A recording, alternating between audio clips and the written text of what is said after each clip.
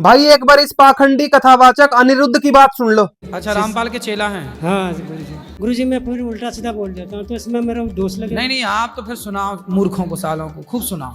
तो एक दिन तो मैंने सोच लिया था मारूंगा मैं। यदि सुधरे तो फिर मारो, सालों को क्या है, मारो सालों को क्या है। संत रामपाल जी महाराज जी ने सारे शास्त्र खोल के दिखा दिए। अब इनके धंधे को बचाना मुश्किल हो रहा है। जिस भागवत सुधा सागर से धंधा कमाते हैं उसी में इनके पाखंड की पोल खोली हुई है। देखिए प्रमाण, ये देखो भागवत सुधा सागर 1930 कोड गीता प्रेस।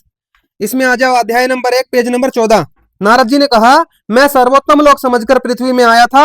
यहाँ पुष्कर, प्रयाग, काशी, गोदावरी, हरिद्वार, कुरुक्षेत्र, श्रीरंग और सेतु बंद आदि कई तीर्थों में मैं इधर उधर विचरता रहा, किंतु मुझे कहीं भी मन को संतोष देने वाली शांति नहीं मिली। और ये पाखंडी कहते हैं तीर्थों पे भटकना चाहिए। अब यहाँ सत्य, तप, शौच, दया, दान आदि कुछ भी नहीं है। बेचारे जीव केवल अपना पेट पालने में लगे हुए हैं।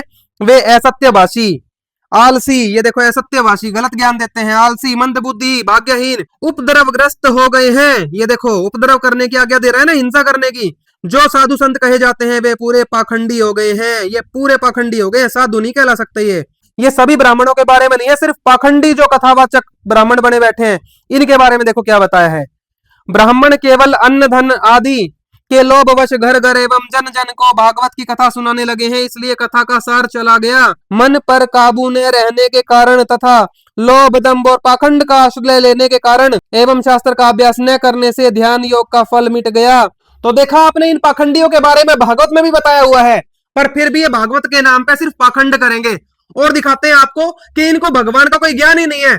जो एक भगवान है सबसे बड़ा कबीर, उसको ये जानते ही नहीं है। ये कूरम पुराण है 1131 कोड गीता प्रेस का, अध्याय नंबर 5 पेज नंबर 41। ये देखो, ब्रह्मा, जीव, वासुदेव तथा शंकर की काल के द्वारा ही सर्जना होती है।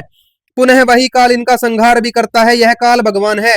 ये ब्रह्मा, विष्णु, महेश को पैदा करके मारने वाला काल भगवान है। इन तीनों से बड़ा तो ब्रह्मा, रुद्र, नारायण आदि बहुत होते हैं। इन जैसे देवता बहुत होते हैं। एक मरता है, दूसरे पैदा हो जाते हैं, किंतु भगवान एक ही है जो अमर है, जो ईश काल तथा कवि कहलाता है। ध्यान से देख लो, कवि है उस भगवान का नाम। ऐसा वेद का भी मत है और वेदों से ऊपर कोई ज्ञान नहीं है। यहां भी देखो संस्कृत में, एको ही भगवान ईश है, काल है कविर इति श्रुति। वेदों ने बता दिया कविर इति, वो एक भगवान कविर ही है। तो इन पाखंडियों को भीड़ी धरती हो रही है कि संत रामपाल जी महाराज जी ने परमात्मा का सही ज्ञान दे दिया, अब हमारा धंधा कैसे चलेगा। इसलिए ये ऐसी बकवास करते हैं और इस वीडियो को इस पाखंडी तक भी पहुंचाएं और इस पाखंडी को मानने वाले जितने लोग हैं उन तक पहुंचनी चाहिए भाई। सत साहेब।